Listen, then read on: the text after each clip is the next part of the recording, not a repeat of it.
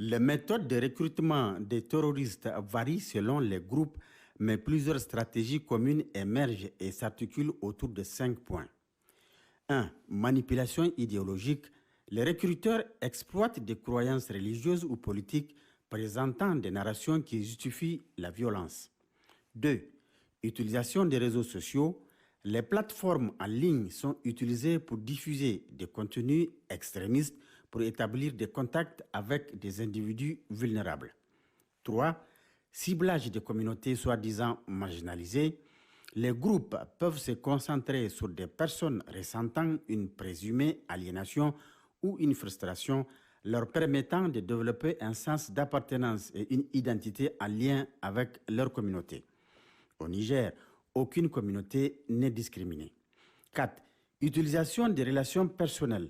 Les recruteurs se servent des relations familiales, amicales ou communautaires pour faciliter le processus de recrutement. Enfin, 5. Formation et endoctrinement. Les groupes offrent des formations qui incluent des sessions d'endoctrinement pour renforcer leur idéologie et préparer les recrues à des actions violentes. Chers concitoyens, si vous êtes en face de quelqu'un dont le raisonnement est construit autour de ces 5 points, sachez que vous êtes sur le point de basculer de l'autre côté, celui des terroristes. Le Niger que nous chérissons n'a pas besoin de ça.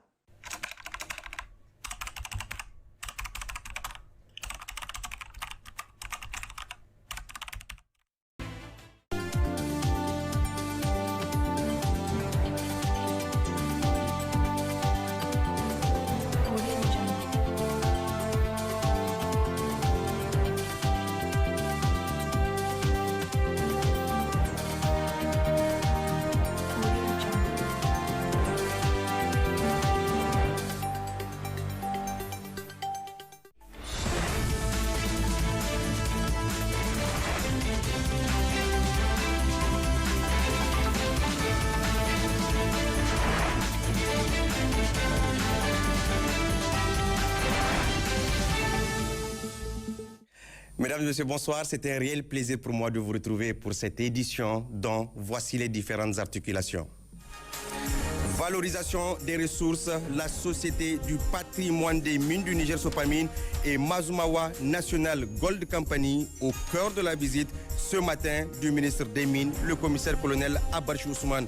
Une visite qui marque une étape importante dans la dynamique de refondation, de valorisation responsable des ressources naturelles et de renforcement de la souveraineté minière du Niger. On en parle dès le début de ce journal-là. Une semaine, une école, la ministre en charge de l'éducation nationale au contact direct des réalités scolaires, Dr Elisabeth Chérif, a procédé à Niamey au lancement de l'opération de distribution des tablettes dans les écoles. Les échos également à suivre dans un instant.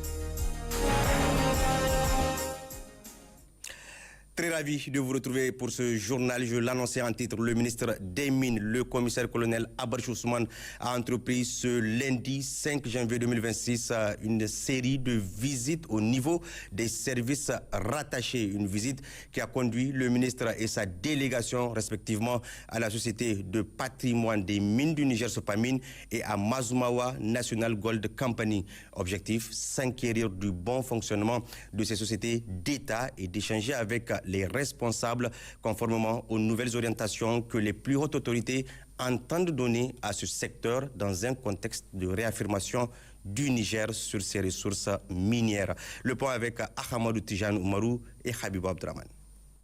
Conformément à sa mission régalienne d'assurer le bon fonctionnement des institutions rattachées à son département ministériel, les ministres des Mines et le commissaire-colonel Abarchi Ousmane multiplient les initiatives et les actions en vue de rendre plus dynamiques et plus performants les secteurs miniers nigériens.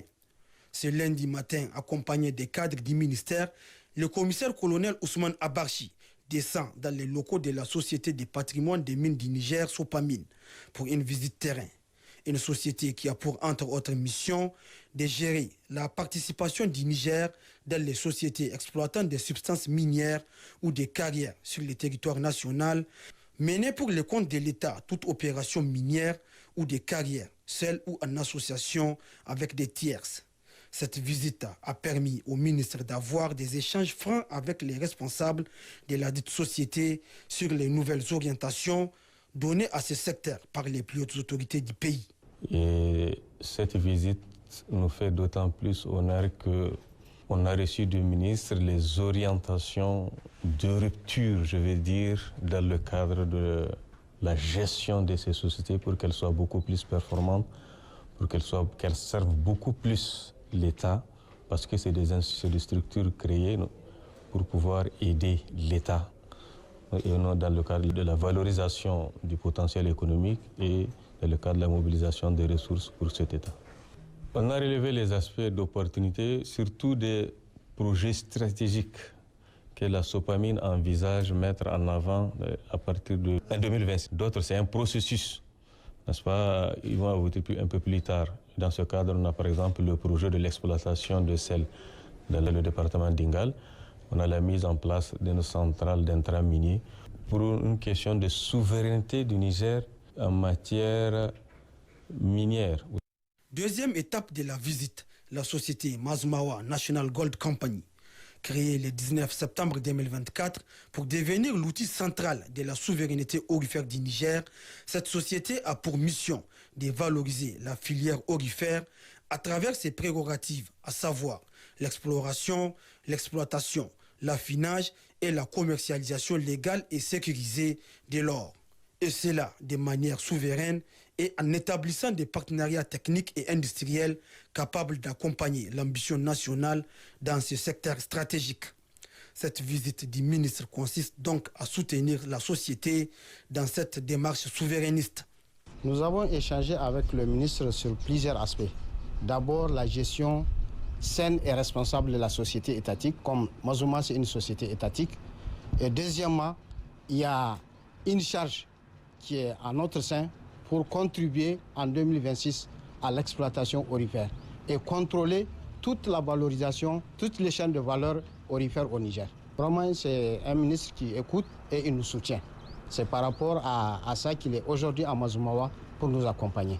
Le ministre des Mines, le commissaire colonel Abarchi Ousmane, est sorti globalement satisfait de cette visite et des échanges qu'il a eus avec les responsables de ces sociétés. Il leur a transmis ses encouragements ainsi que ceux des plus hautes autorités du Niger avant de les exhorter à maintenir les caps pour un secteur minier nigérien plus performant, plus dynamique et plus souverain. La ministre de l'Éducation nationale, de l'alphabétisation et de la promotion des langues, Dr Elisabeth Chérif, a procédé ce matin au Collège scientifique de Niamey à la traditionnelle montée des couleurs entrant dans le cadre de son initiative Une semaine, une école. À cette occasion, la ministre a procédé au lancement de l'opération de distribution des tablettes dans les écoles. Une initiative qui vise à améliorer les conditions d'apprentissage des élèves, mais également de promouvoir l'utilisation des outils numériques dans le système éducatif. Le compte rendu est signé Naïtoulaye Hassan et Youssouf Mohamed. Dans le cadre de son initiative Une semaine, une école, la ministre de l'Éducation nationale, de l'alphabétisation et de la promotion des langues est arrivée au Collège scientifique de Niamey, où elle a été accueillie par les responsables communaux et des écoles, accompagnée par les élèves déjà mobilisés afin de procéder à la traditionnelle montée des couleurs.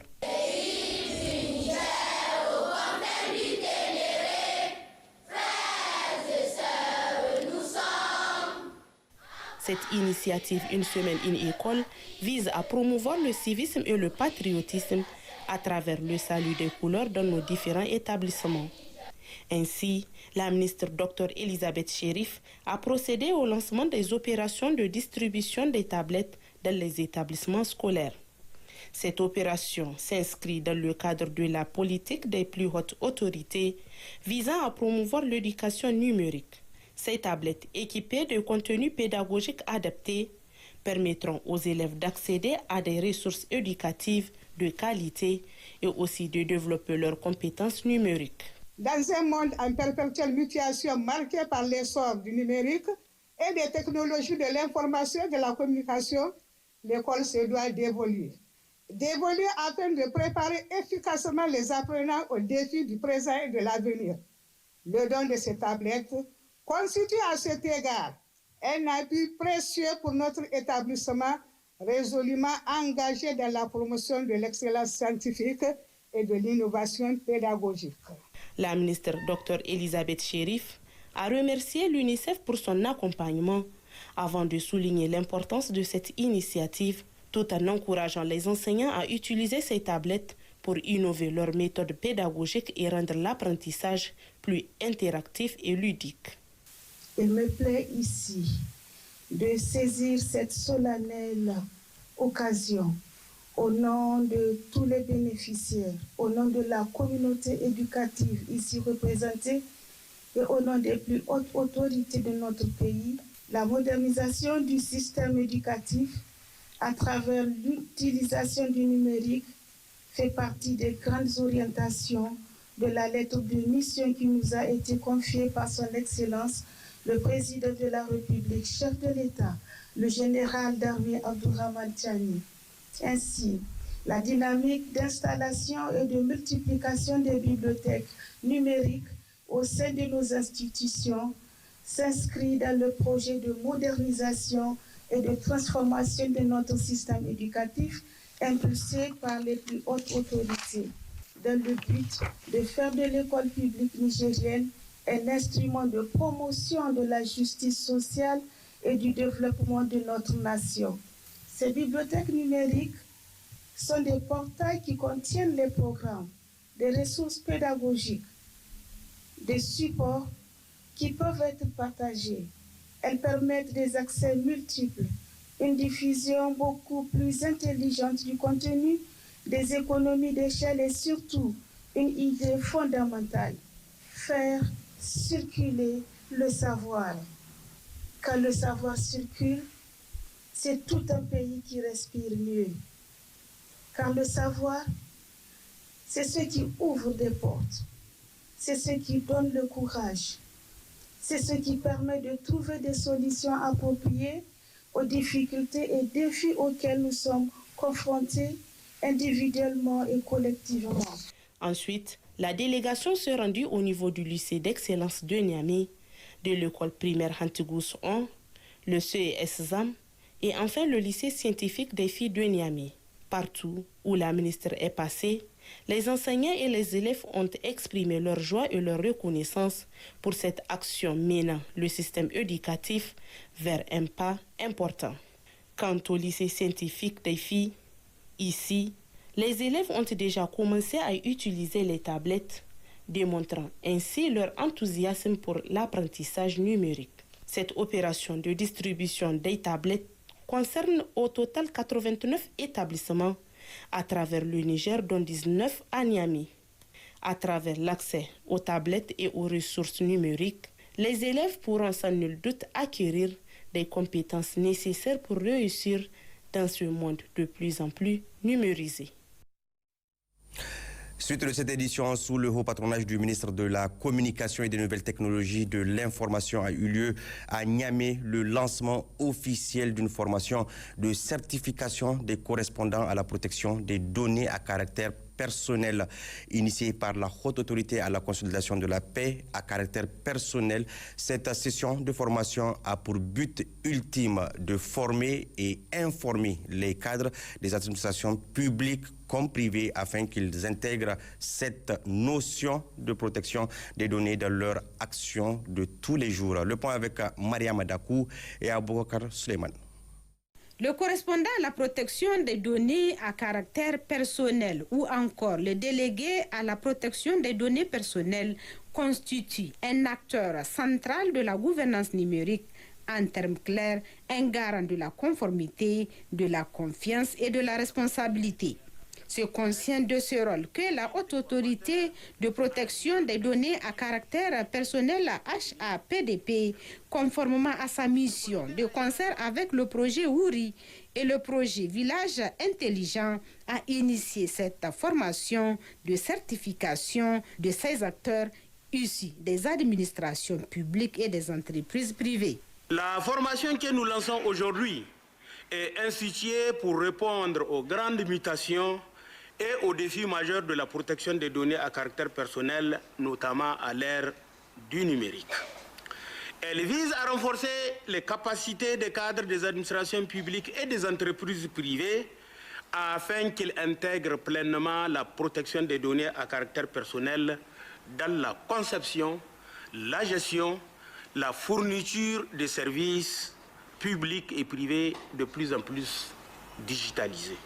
Organisé donc à l'intention de 150 Data Protection Officer DPO, appelés délégués à la protection des données à caractère personnel, cette formation alliera théorie et pratique pour permettre à ces acteurs d'être mieux outillés pour protéger les données des concitoyens et des entreprises. Cette formation certifiante s'articule autour de modules essentiels, combinant théorie et pratique d'une durée de 40 heures repartis en 5 jours présentiels. Ainsi, des formateurs de haut niveau entretiendront des agents sur le cadre juridique et réglementaire national et international, les pratiques et les principes de protection des données, les droits des personnes, la sécurité et la gestion des incidents et la mise en conformité organisationnelle. En lançant les travaux de cette session de formation, le ministre de la Communication et des Nouvelles Technologies de l'Information a beaucoup insisté sur le bien fondé d'une telle initiative qui constitue une contribution directe à la mise en œuvre du programme de la refondation de la République, programme qui accorde une place de choix à la sécurité intérieure et extérieure, y compris dans le cyberespace. La protection des données à caractère personnel n'est plus une option, elle est devenue une nécessité stratégique et légale, notamment au Niger, où elle est encadrée par la loi numéro 2017-28 du 3 mai 2017 relative à la protection des données à caractère personnel. Cette loi nous impose de garantir la protection des informations de nos concitoyens, de nos clients, de nos partenaires et de nos employés. C'est à ce titre que la protection des données à caractère personnel occupe une place centrale dans notre projet de politique nationale de développement du numérique. En renforçant les compétences des délégués à la protection des données, cette formation contribue directement à la résilience de notre espace numérique national. À l'occasion de cette formation étalée sur 5 jours, le ministre de la Communication et des Nouvelles Technologies de l'Information a invité les stagiaires à suivre avec la plus grande assiduité les cours pour tirer le meilleur profit et devenir des acteurs incontournables de la conformité, de la sécurité, en un mot de la gestion et la protection des données à caractère personnel des Nigériens. La mobilisation patriotique autour du Fonds de solidarité pour la sauvegarde de la patrie ne faiblit pas. Ce matin encore, contributions en espèces et en nature ont afflué, illustrant l'engagement constant des citoyens de la diaspora et des groupes organisés en faveur de la défense et de la souveraineté nationale. Le point avec Moustapha Amadou et Abdoulaye Ali. Le Fonds de solidarité pour la sauvegarde de la patrie, FSSP, a enregistré ce matin une nouvelle vague de contributions, confirmant l'élan de solidarité nationale qui accompagne les efforts de défense et de résilience du pays. Parmi les donateurs du jour figure le conseiller du Conseil consultatif de la refondation en Belgique, l'honorable Kabir Oumarou, dans Ramin Serkin Damagaram. J'ai relayé l'appel du président de la République à mon fils en Belgique, celui de contribuer à hauteur de 100 francs par personne et par jour. Et il a été touché par cet appel. Il a travaillé et il m'a dit, papa, tu vas à Niamey, je te donne ça pour contribuer aussi à l'effort de guerre au Niger. Et j'ai été très touché aussi par ce geste. Et je pense qu'à travers son geste, il fait appel à nos compatriotes qui sont de la diaspora, qui puissent aussi faire la même chose. Nous avons beaucoup d'enfants qui sont à la diaspora, qui évoluent dans plusieurs pays. Et je pense que si cet appel est adressé ou est arrivé vers eux, je pense que le Niger aura beaucoup à gagner en ce qui concerne la participation de la diaspora au Niger. La solidarité s'est également exprimée à travers des initiatives collectives. Le groupe WhatsApp des Patriotes a mobilisé une somme de 205 000 francs CFA riz du Niger 173 000 francs. Et de son côté, Maïdanda Couture a apporté une somme de 100 000 francs couplée à des drapeaux de tenue militaires destinés à soutenir les forces engagées sur le terrain. C'est le représentant du groupe WhatsApp Aïne Hahoendo, le groupe des patriotes engagés dans la sauvegarde de la patrie qui sont un peu partout dans le monde.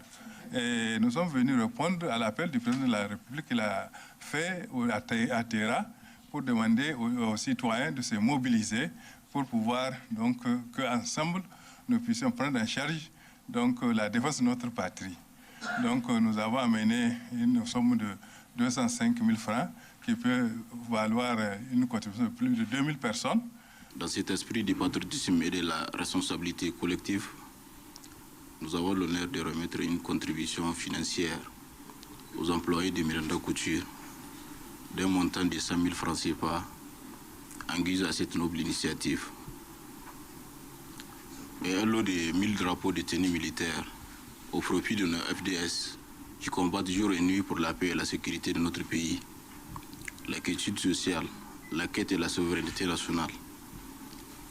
Que ces gestes, bien que modestes, puissent servir à l'intérêt général et au développement et aux efforts déployés pour le bien-être de notre nation. Le conseiller du CCR en Belgique a tenu également à apporter une contribution en nature d'une tonne de riz d'une valeur de 390 000 francs CFA. Ce don que nous venons de faire entre également dans le cadre de l'ordonnance sur la mobilisation générale, portant sur la mobilisation générale. Parce que vous savez, cette ordonnance, lorsque on aura besoin de l'utiliser, on aura besoin de manger, de médicaments, de toutes autres choses pour soutenir et l'armée et les citoyens pour faire face à cette menace. Et c'est dans ce cadre-là que nous avons contribué à hauteur d'une tonne de riz, et lequel de riz, le riz du Niger.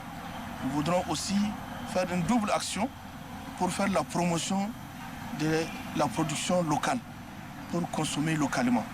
Toutes ces contributions, diverses par leur nature mais unies par leur objectif, illustrent une fois de plus la détermination des Nigériens à faire bloc autour de la patrie. Voilà, et puis nous faisons lecture de ce communiqué de presse relatif aux remerciements suite à la mission de vulgarisation de la nouvelle ordonnance du Fonds de solidarité pour la sauvegarde de la patrie. À l'issue de la mission nationale de vulgarisation de l'ordonnance numéro 2025-35 du 22 octobre, abrogeant et remplaçant l'ordonnance numéro 2023-13 du 11 octobre 2023 portant création d'un Fonds de solidarité pour la sauvegarde de la patrie, le comité de gestion tient à exprimer sa profonde gratitude à l'ensemble des acteurs ayant contribué à la réussite de cette mission. Ces remerciements vont particulièrement aux autorités administratives, gouverneurs, préfets, administrateurs délégués pour l'accueil empreint de chaleur et de convivialité dont a fait l'objet la délégation, ainsi que pour la bonne organisation des rencontres, d'échanges et des visites de terrain. Aux autorités coutumières et religieuses, gardiens des valeurs et de la cohésion sociale pour leur médiation et soutien qui ont favorisé l'adhésion massive des populations aux idéaux de solidarité prônés par le Conseil national pour la sauvegarde de la patrie, aux vaillantes forces de défense et de sécurité pour avoir assuré la sécurité de la mission ayant permis le bon déroulement des activités dans les régions, aux vaillantes populations du Niger pour l'accueil chaleureux, la mobilisation spontanée et la pertinence des échanges lors de cette mission. À travers cette tournée, le Fonds de solidarité pour la sauvegarde de la patrie entre dans une nouvelle dimension où la solidarité nationale devient le moteur de son efficacité. Ensemble, unis et solidaires, nous poursuivrons la marche vers la souveraineté totale et le développement de notre chère patrie. Fait à Niamey le 30 décembre 2025, signé Rek Moussa Hassan Jarmakoy, présidente du comité de gestion du Fonds de solidarité pour la sauvegarde de la patrie. Autre aspect de cette édition avec le Conseil régional de sécurité au titre de la région de Tawa qui s'est réuni ce matin sous la présidence du gouverneur de la dite région. Cette réunion qui a regroupé tous les membres du dit conseil a porté essentiellement sur la situation sécuritaire qui prévaut dans la région. D'importantes résolutions ont été d'ailleurs adoptées pour renforcer la situation sécuritaire. Le point avec Ali Oumarou et Sanoussi Fala. La réunion du Conseil régional de sécurité de ce matin s'est tenue dans la salle de réunion du cabinet du gouverneur de la région. À l'entame de cette réunion, le président du Conseil a présenté ses meilleurs vœux aux membres. La sécurité sur l'ensemble de la région de Tawa a été largement débattue. Il ressort des discussions que la situation est calme grâce à l'engagement et à la détermination des forces de défense et de sécurité. Colonel-major Suleiman Moussa Amadou a félicité les responsables régionaux des forces de défense et de sécurité pour avoir assuré la sécurité lors de la 46e édition du Sabre national Koko à Tawa 2025, ce qui a permis un bon déroulement des compétitions. L'opération Zaronkassa a été également évoquée au cours de cette réunion. Ainsi, cette opération Zaronkassa, faut-il le souligner, enregistre des succès sur le terrain.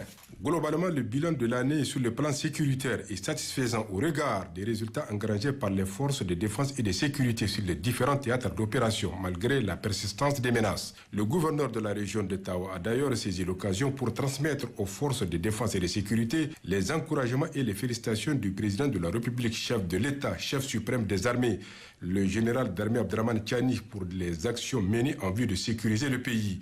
En divers, le Conseil s'est penché sur plusieurs autres questions d'intérêt national, notamment l'ordonnance relative à la mobilisation générale. À l'issue des échanges, le Conseil a pris d'importantes résolutions dans le cadre de la lutte contre l'insécurité dans la région. Rappelons que les autorités de la refondation font du volet sécuritaire une priorité absolue.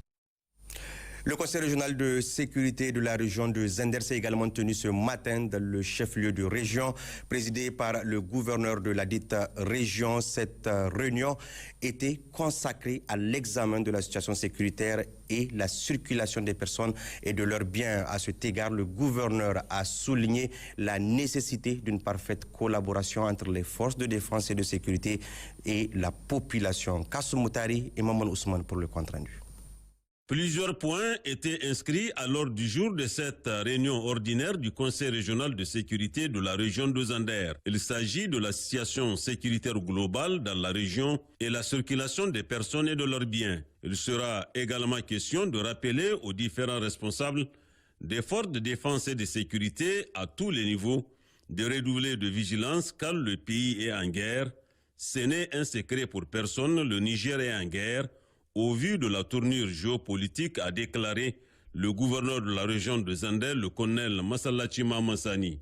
Occasion également pour le premier responsable de la région, président de cette instance régionale de sécurité, pour féliciter et encourager l'ensemble de nos forces de défense et de sécurité au nom des autorités de la refondation, au premier chef, le président de la République, chef de l'État, chef suprême des armées, le général d'armée Abdraman Tiani, et le Premier ministre, ministre de l'économie et des finances, Ali Mohamed Lamine Zen, pour les efforts déployés nuit et jour afin de sécuriser non seulement la région, mais aussi toute l'étendue du territoire national.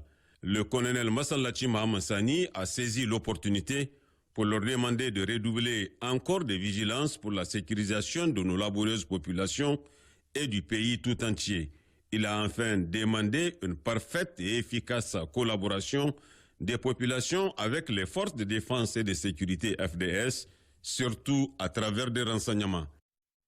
Par ailleurs, à l'occasion du centenaire de la ville de Niamey, une journée porte ouverte a été initiée au profit des influenceurs pour mettre en lumière toutes les activités des directions de la municipalité. L'administrateur délégué de la ville de Niamey a mis également l'accent sur les changements opérés au niveau de ses services. Le point avec Jamila Amadou et Amadou Bourema. À l'occasion du centenaire de la ville de Niamey, une journée porte ouverte aux influenceurs et médias a donné l'opportunité de faire un tour au niveau des directions de la ville de Niamey. Une occasion pour les uns et les autres de comprendre le rôle et la responsabilité de chaque service de la municipalité.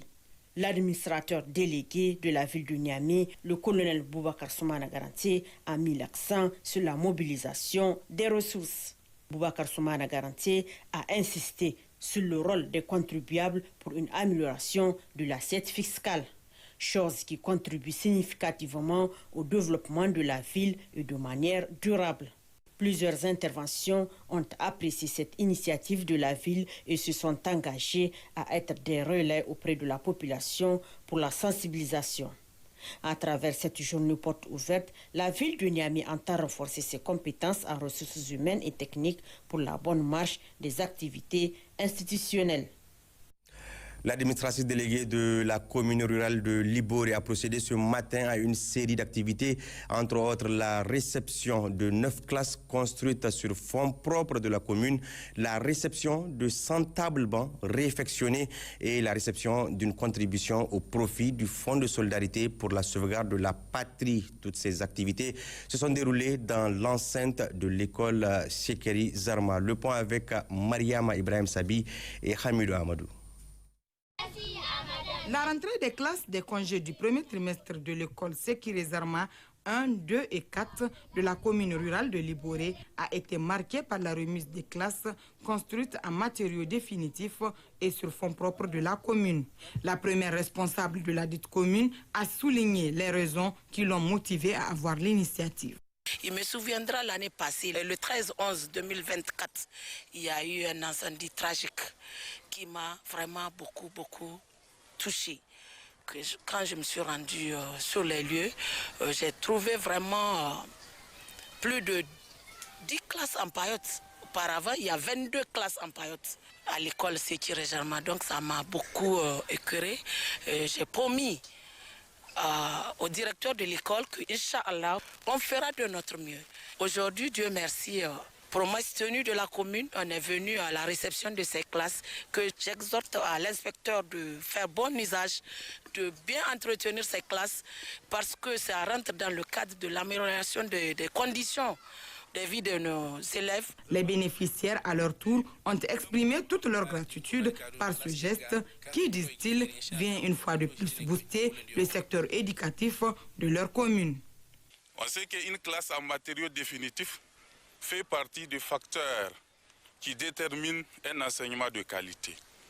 En ce sens où une classe définitive crée un espace de sécurité, un espace de motivation pour les enseignants et pour les élèves.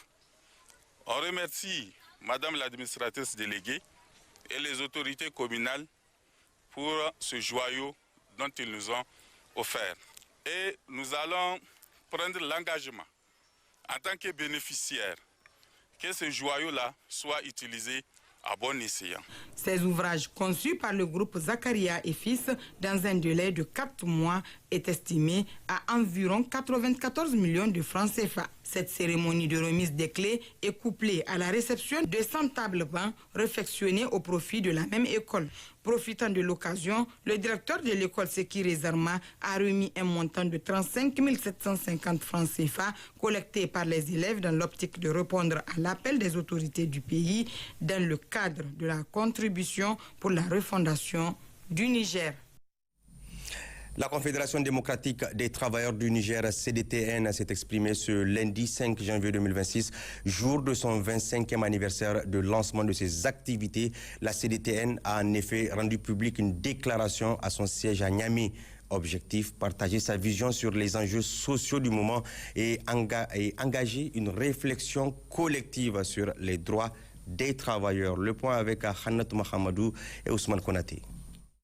Pour ses 25 ans d'existence, la Confédération démocratique des travailleurs du Niger, CDTN, a marqué l'événement par une déclaration suivie de panels d'échange pour la réalisation de cette structure de défense des droits des travailleurs depuis sa date de création, le 16 décembre 2000 à nos jours.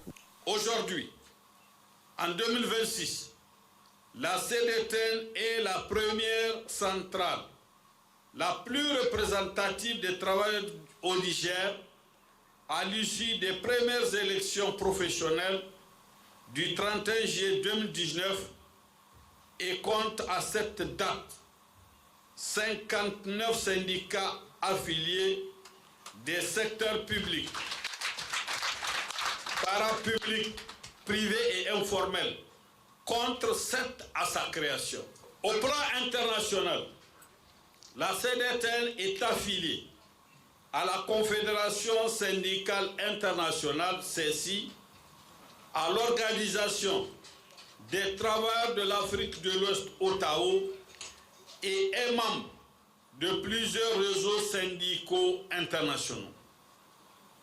Camarades doyens du mouvement syndical nigérien, camarades militantes et militants, de sa création à aujourd'hui, la CDTN a signé, seul ou avec les autres centrales syndicales, plusieurs accords portant sur l'amélioration des salaires et des indemnités, l'appurement des arriérés de salaire et d'une partie des incidences financières, la signature de la nouvelle convention collective interprofessionnelle, le statut général de la fonction publique de l'État et ses décrets d'application, l'organisation des élections professionnelles, la révision du Code du travail, la valorisation du salaire minimum interprofessionnel garanti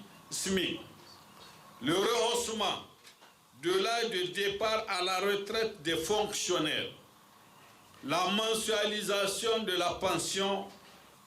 Camarades doyens du mouvement syndical nigérien, camarades militantes et militants, c'est le lieu de rendre un hommage aux pères fondateurs et à l'ensemble de nos militantes et militants pour leur engagement et détermination qui ont permis de hisser la CDTN comme principale force du mouvement syndical nigérien.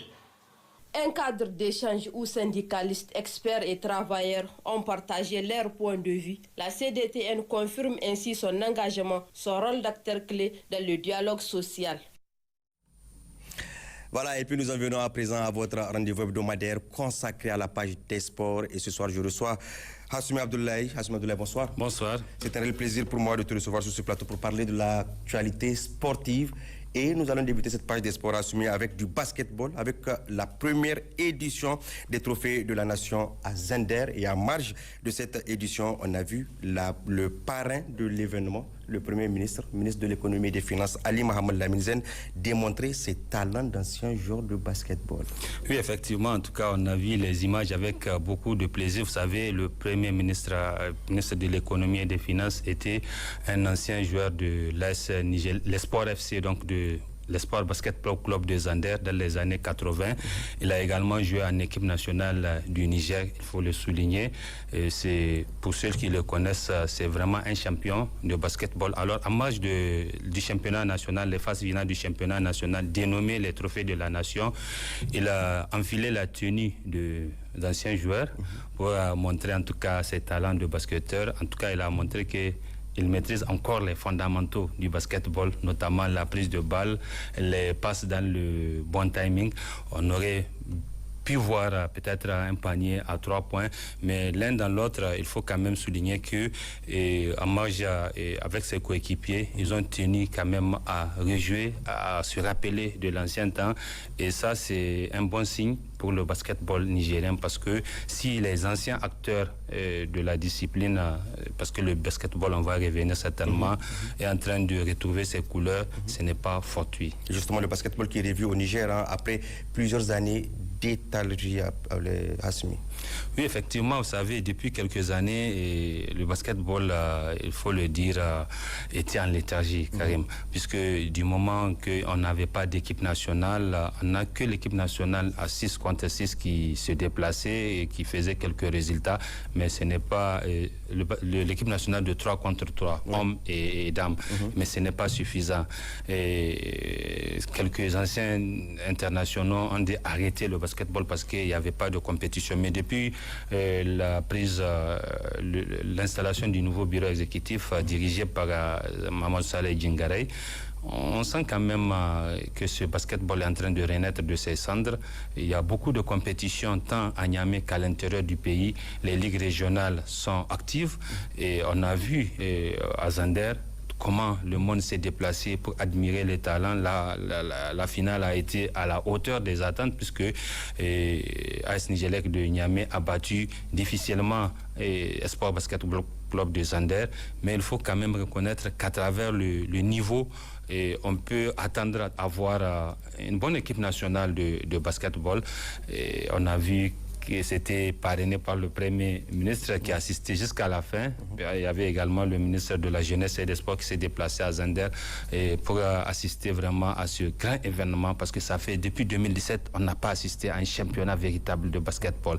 Et ce qu'il faut dire maintenant pour la Fédération nigérienne de basketball, parce qu'il y a un grand fossé entre l'élite et la base. Le travail doit se faire à la base. Et je pense qu'au niveau de la détection des talents, le niveau scolaire est primordial parce qu'on le sait, avant, tous les meilleurs talents sont au niveau du scolaire. Et maintenant, avec ce qui se passe dans la détection des talents, avec le football scolaire au niveau de la FENIFOOT, j'espère que la Fédération nigérienne de basketball doit emboîter le pas. Asmi, la Fédération nigérienne des sports pour sourds et malentendus a elle aussi tenu son championnat annuel. Oui, c'est le deuxième championnat national de football pour sourds et malentendants. J'étais en tout cas à un match, c'était très plaisant de voir des personnes dites handicapées jouer très bien au football. Et ça, c'est à mettre au crédit de la Fédération nigérienne des sports pour sourds et malentendants dirigée par Mohamed Hassan. Elle fait beaucoup de compétitions. Il y a plusieurs fédérations pour personnes handicapées. Et la fêtière, c'est la FENISPA, la Fédération nigérienne des sports pour personnes handicapées, avec à sa tête Haroun Ousmane Didim, qui œuvre avec les autres fédérations pour la promotion du sport pour handicapés. On a vu la finale, une très belle finale parce qu'il faut reconnaître que toutes les ligues étaient présentes. Les équipes de 8 régions étaient là. Et la finale a opposé Niamey à Tillabéri et Niamey s'est imposé au tir au but. Et donc, dans une ambiance festive, il faut quand même le souligner. C'est pas toujours qu'on voit, en tout cas, ce spectacle. Et je pense que ces fédérations, toutes les représentants des associations des handicapés étaient là à l'événement et le représentant du ministre des Sports, Zakari, était également là pour assister à l'événement. Ce qu'il faut dire, c'est que c'est des fédérations qui ont besoin de beaucoup de soutien pour multiplier les compétitions parce qu'ils participent aux Jeux paralympiques à chaque 4 ans, chaque édition, ils participent aux Jeux paralympiques. Même la dernière fois, ils avaient participé. Alors, plus de compétitions, ça va permettre au Niger de présenter plus d'athlètes aux Jeux paralympiques. Tout à fait. Et puis, on a joué la 12e journée de la Super League du Niger le week-end passé à Soum. Oui, la Super League, c'est le championnat national de première division du Niger. Alors, les résultats de cette 12e journée, AS Police qui bat l'Urana 3-1, Sahel battu par la JST 0-1, AS Zam USGN 1-1, Tagour Provincial Club de Dosso battu à domicile par l'AS Douane 1-0, AS Fan qui bat l'AS Université 2-1, l'Espoir FC de Zander bat Renaissance Club de Bukoki de Niamey 3-1, Liberté FC et l'AS GNN partagent les points 2-2, Olympique Football Club battu par l'AS Nigelec 2-0. Au classement, on a premier l'Union sportive de la Gendarmerie nationale USGN, premier avec 28 points, deuxième ASGNN, deuxième ASN Nigelec 26 points, troisième AS Fan 25 points, quatrième AS Police 24 points, cinquième AS Douane 21 points, sixième ASGNN 19 points, septième Tagour de Dosso 18 points, huitième AS Zam 16 points, neuvième Liberté FC 15 points, 10e Espoir FC 14 points, 11e Sahel Sporting Club 13 points, 12e JST 12 points, 13e AS Université 9 points, 14e Irana 9 points, 15e Renaissance Club de Bukoki 9 points et 16e et dernier Olympique Football Club 9 points. Assumi, Olympique et Sahel en bas du classement, ce n'est pas leur rang habituel. Oui, effectivement, mais vous savez, aujourd'hui, le football, c'est une question de moyens. Et chaque fois, en début de championnat, les clubs qui ont plus de moyens prennent les meilleurs joueurs parce que c'est eux qui peuvent faire les meilleurs salaires aux joueurs et donc les joueurs sont tentés d'aller là-bas. C'est eux qui font les meilleures propositions. Oui. Mais après ça, les joueurs qui n'ont pas de club se retrouvent souvent à l'Olympique et au Sahel Sporting Club, parce que là-bas, ils ont peu de moyens, c'est des clubs civils. Alors, c'est pour cela, le meilleur joueur souvent fait la meilleure équipe. Et si vous voyez le classement, USGN, ASN Nigelec, AS Fan, AS Police, AS Douane, AS GNN, les 6 premiers, c'est des clubs corporatistes et associatifs aussi. Et donc, c'est des clubs qui ont plus de moyens que le Sahel et l'Olympique. Et bon, pour le moment, le classement, ce n'est pas étonnant de voir l'Olympique FC en bas de classement. Mais quand même, c'est des clubs qui ont beaucoup de supporters, qui, à chaque match, leurs supporters sont là, ils sont fidèles. Ils ont plus de supporters que les clubs qui sont en tête. Peut-être avec peu de moyens, ils vont revenir en haut. Mais la surprise, c'est la JST qui était dernier il y a 4 journées. Dernier au classement, la GST a aligné 4 matchs en 4 victoires en 4 matchs. Le club de Tawa qui fait peur, qui revient. Il était dernier, aujourd'hui il est 12e avec 12 points. C'est-à-dire que c'est un club qui est en train de remonter au classement et qui fait plaisir naturellement à Tawa. Ça prouve la performance et l'évolution du championnat. Effectivement, c'est un championnat équilibré. Enfin, la Coupe d'Afrique des Nations assumée avec la brillante qualification des Aigles du Mali en quart de finale. Oui, effectivement, les Maliens, ils étaient réduits à 10. Oui. Mais avant de donner le classement, parce que le Niger est présent à cette compétition par le biais de son arbitre international, Barham Ali, qui a fait déjà 6 matchs. Il est officier VAR. VAR, c'est la vidéo référence assistance referee. Et donc, il a fait 6 matchs et il va faire aussi un quart de finale. C'est un jeune arbitre international nigérien qui fait son petit bout de chemin. Il est choisi donc au niveau de la VAR. Et pour le moment, il a la confiance donc de la commission des arbitres de la CAF qui le sollicite à chaque compétition, que ce soit au niveau de l'IFOAB et que ce soit aussi au niveau de la CAF. Il est un arbitre international, donc il officie également les matchs de la FIFA. Donc on va lui souhaiter bon vent. En tout cas, le Niger est bien représenté pour le moment. Donc pour le quart de finale, on a Sénégal qui bat Soudan 1-3. Le Mali qui bat la Tunisie à 10 parce que un joueur malien a été expulsé. Oui. Et donc le Mali a tenu. Ils ont en tout cas porté le score. Ils ont égalisé d'abord, puis ils ont gagné la Tunisie au tir au but. Oui. Et ça, c'est une performance à saluer. On sent que le Mali d'aujourd'hui est une équipe qui est en train de jouer pour gagner la Coupe d'Afrique. Ouais. Alors, il y a le Maroc qui bat la Tanzanie 1-0 et le Cameroun qui bat l'Afrique du Sud 2-1. Tout à l'heure, l'Égypte a battu le Bénin 3-1 et le Nigeria est en train de battre le Mozambique pour le moment sur le score de 2-0. Demain, le Burkina Faso va rentrer en lice face à la Côte d'Ivoire et l'Algérie face à la RDC pour les 2 derniers matchs de ces quarts de finale. Assumé, merci beaucoup. Nous sommes à la fin de cette page des sports. C'est toujours un plaisir de te recevoir sur ce plateau pour nous parler de l'actualité sportive. Merci d'être passé sur ce plateau. Ouais, le plaisir est partagé. Je rappelle aux téléspectateurs qu'on va se retrouver vers 23h pour 100% foot. Très bien. En partie magazine, le journal de l'Alliance des États du Sahel, les activités officielles et le reportage du Mali et du Burkina Faso avec nos confrères de la Confédération de l'AES sous la supervision de Abdoulaye Koulibaly et avec les équipes techniques et rédactionnelles qui nous ont permis de vous dire tout sur toutes ces questions. Nous vous souhaitons une excellente soirée en compagnie de nos programmes. Au revoir.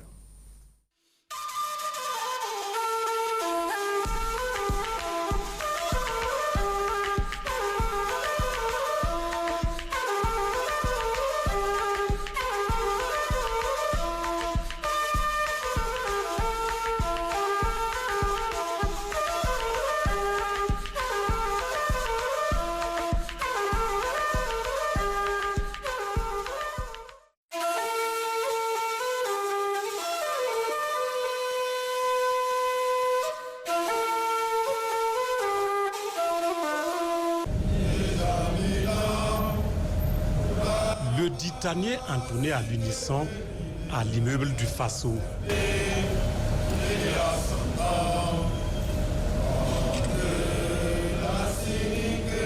Ce lundi 5 janvier, le premier de l'année 2026, rime avec montée des couleurs en ces lieux.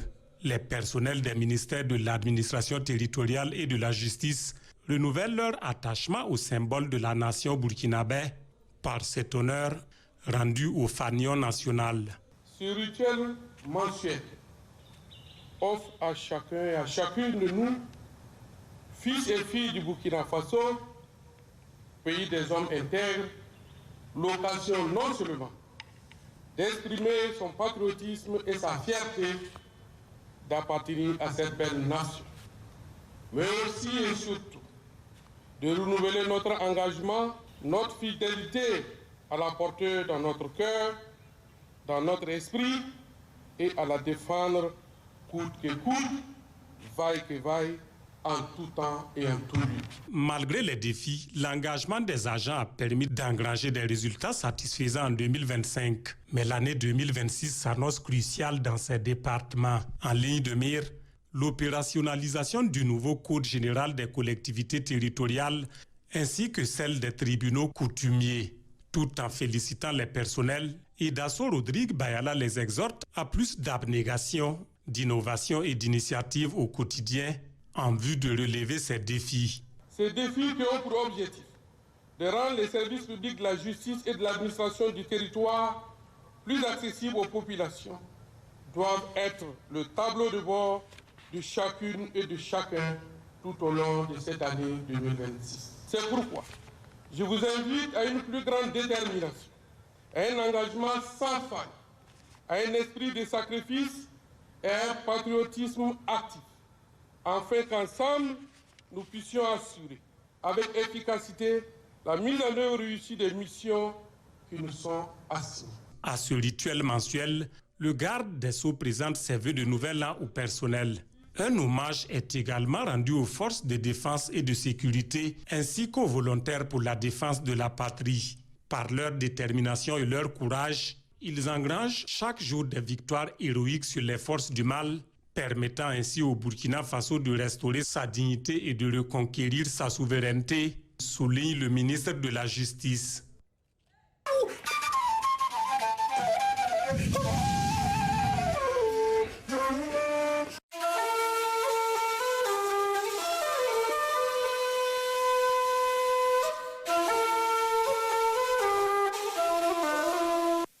Dans le cadre de la mise en œuvre du plan d'action de stabilisation et de développement de la région du Kadiogo, la délégation spéciale remet des dons à plusieurs acteurs. Du matériel de secours d'urgence estimé à plus de 14 millions de francs CFA au profit des personnes déplacées internes et vulnérables, des fournitures et tables-bancs d'une 50aine de millions de francs CFA au profit des élèves déplacés internes et leurs hôtes. Le lycée départemental de Konki-Ipala, particulièrement touché. Les forces de défense et de sécurité, eux, reçoivent du matériel bureautique à hauteur de près de 10 millions de francs CFA. Tout ce matériel d'un coût de 76 millions, je pense que ça pourra venir pour encourager substantiellement dans un premier temps nos braves forces de défense et de sécurité à qui je fais une mention spéciale. Et également au niveau de l'éducation, encourager les enseignants, les encadreurs pour le savoir qui ne cesse d'inculquer à nos petits parce que l'avenir, bien sûr, de notre pays repose sur la jeunesse. Et pour les personnes déplacées également, c'est pour dire que nous sommes dans une dynamique de solidarité. Nous ne pouvons pas nous taire devant leurs souffrances. Je prends la parole au nom donc de l'ensemble des forces de défense et de sécurité de la région du centre pour témoigner notre gratitude par rapport au don qui nous a été fait par le président de la délégation spéciale du Conseil régional. Je puis vous assurer que c'est du pain béni pour nous qui nous permettra donc de couvrir aisément nos zones par ce temps de fin d'année où il faudrait qu'on redouble de vigilance sur le plan sécuritaire. Le don de matériel d'urgence à l'endroit du monde éducatif est pour la délégation spéciale de la région du Kadiogo la manifestation de sa volonté de répondre aux besoins grandissants en termes de table-bancs dans les structures éducatives accueillant les élèves déplacés internes. Et dans la suite de la mise en œuvre du plan d'action, la région entend poursuivre son soutien aux différents acteurs bénéficiaires.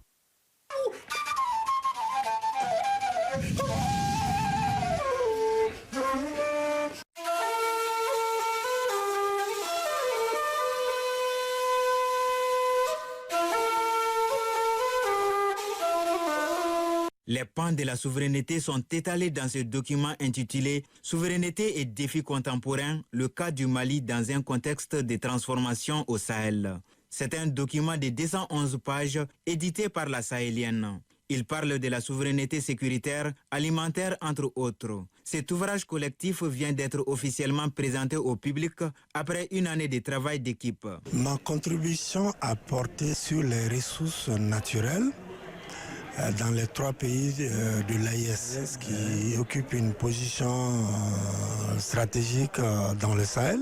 Dans notre contribution, nous avons insisté sur les instruments juridiques qui permettent d'assurer une souveraineté des 3 États sur leurs ressources naturelles.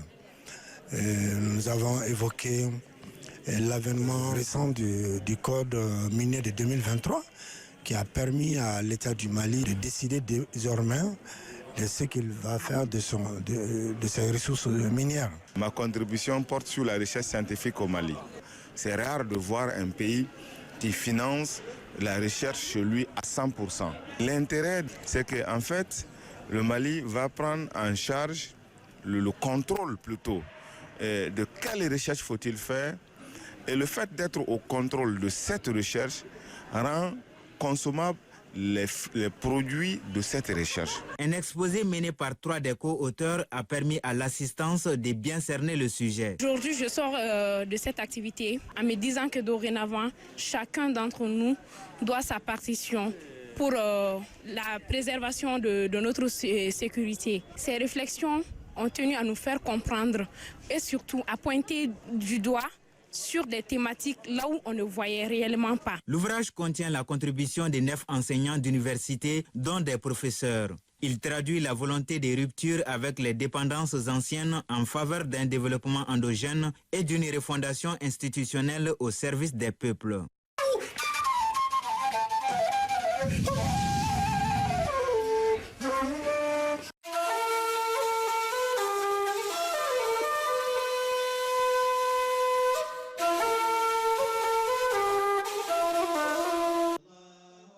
Ils ont consacré 2 ans de leur vie à l'apprentissage et à l'approfondissement des enseignements de l'islam. Aujourd'hui, la persévérance porte ses fruits. Eux, ce sont les imams de la 7e promotion formés à l'Institut Mohamed VI de Rabat au Royaume du Maroc.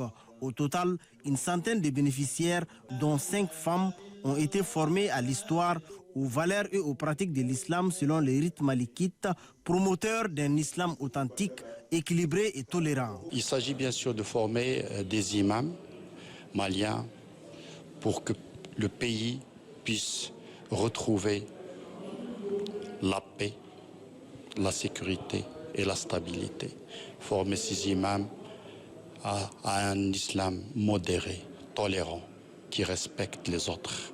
Durant ces 2 années de formation, nous avons appris les rôles et les responsabilités de l'imam, aussi bien dans sa mosquée que dans la société de façon générale. La déontologie de la fonction, la pédagogie qu'elle exige et la sagesse nécessaire pour la transmettre les messages de l'islam. Outillés dans la prévention de l'extrémisme violent et du terrorisme, ces leaders religieux entendent aussi déconstruire les stéréotypes qui pèsent sur le monde musulman et promouvoir un discours religieux apaisé. La meilleure réputation de la vie. Aujourd'hui, l'islam fait face à de nombreuses attaques. Face à ces accusations, l'enjeu est de préserver l'essence et les valeurs de la religion musulmane. Le prophète Mohammed, paix et salut sur lui, a été qualifié à tort d'assassin. Pourtant, aucun hadith authentique n'appelle au maître de celui qui refuse d'embrasser l'islam.